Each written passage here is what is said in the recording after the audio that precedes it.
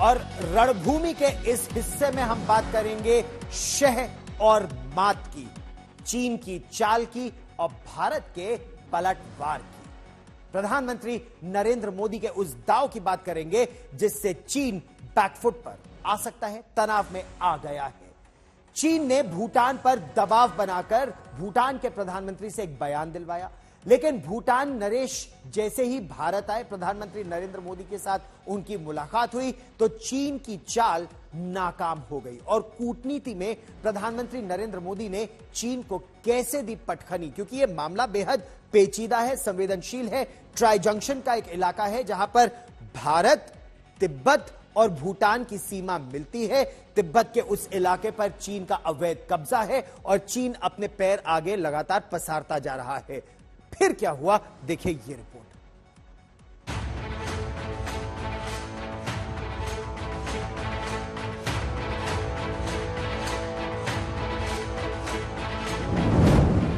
भारत आए भूटान किंग, परेशान हो उठा चीन ने बनाया था दबाव, मोदी ने चीन को दिया तनाव। भारत दौरे पर आए भूटान के किंग प्रधानमंत्री मोदी समेत राष्ट्रपति और एनएसए अजीत डोभाल से मिले। इस मुलाकात पर चीन की भी नजर थी, क्योंकि चीन डोकलाम में अपने नापाक मंसूबों को आगे बढ़ाने के लिए भूटान के कंधे पर बंदूक रखने की फिराक में था।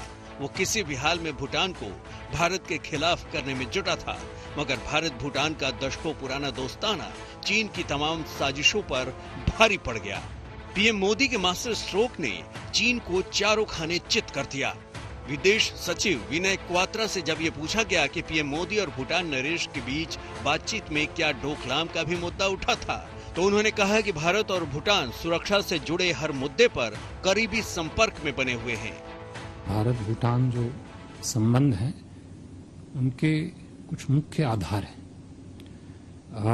आधार हैं shared values, trust, as I said, mutual respect and a close understanding and sensitivity to each other's interests and concerns. साफ तौर पर भारत चीन के बीच दोस्ती की बुनियाद इतनी मजबूत है कि उसे कोई हिला नहीं सकता। दरअसल चीन भूटान पर लगातार प्रभाव बढ़ाने की कोशिशों में जुटा है। भारत पूर्वी सीमा से जुड़े जगहों को लेकर चिंतित भी है। हाल ही में भूटान के प्रधानमंत्री लोटे शेरिंग ने एक पत्रिका को इंटरव्यू में कहा था कि डोकलाम विवाद के समाधान में चीन की भूमिका भारत के बराबर है। लोटे शेरिंग के इस बयान को कुछ जानकार इस तौर से देख रहे थे कि भूटान का झुकाव चीन की तरफ बढ़ रहा है। हालांकि भूटानी पीएम ने सफाई देते हुए कहा था कि डोकलाम सीमा विवाद पर उनके रुख में कोई बदलाव नहीं आया है। इसके कुछ ही दिनों बाद भूटान नरेश की दिल्ली यात्रा बेहद अहम हो जाती है।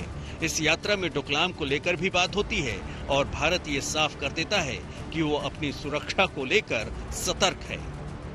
Government of India very closely follows all developments which have a bearing on our national interest, and we would take all necessary measures to safeguard them as necessary. Now, as regards the recent statements and the related commentary to them is concerned, I would say, one, that India and Bhutan remain in close touch. Bharat की हालिया चिंता एक बार फिर Doklam tri junction को लेकर बढ़ गई है।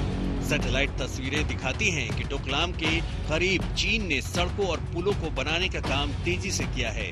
भारत को ये आशंका थी कि चीन ने भूटान के इलाके में गांव बसा लिए हैं। हालांकि भूटान ने ऐसी खबरों से इनकार किया है। लेकिन भारत की चिंता अक्टूबर 2021 में भूटान और चीन के बीच सीमा विवाद को सुलझाने के लिए शुरू हुई बातचीत के बाद बढ़ गई है। अब तक 24 से अधिक दौर की बातचीत हो चुकी है। आपसी समझ के मुताबिक चीन उत्तर में अपने क्षेत्र का कुछ हिस्सा भूटान को दे सकता है और बदले में भूटान अपने पश्चिमी क्षेत्र से कुछ हिस्से चीन को दे सकता है। भूटान के इसी इलाके में डोकलाम का हिस्सा भी आता है। अगर चीन सिलीगुड़ी गलियारे यानी चिकन नेक के करीब आता है तो ये भारत की सुरक्षा के लिए खतरा होगा। लगभग 27 किलोमीटर का ये पतला गलियारा भारत के पूर्वोत्तर राज्यों को पूरे भारत से जोड़ता है। ऐसे में भारत ने साफ कर दिया है कि भूटान और चीन के बीच सीमा विवाद का जो भी समाधान निकले, उससे भारतीय हितों पर कोई आंच नहीं आनी चाहिए। आज तक ब्यूरो।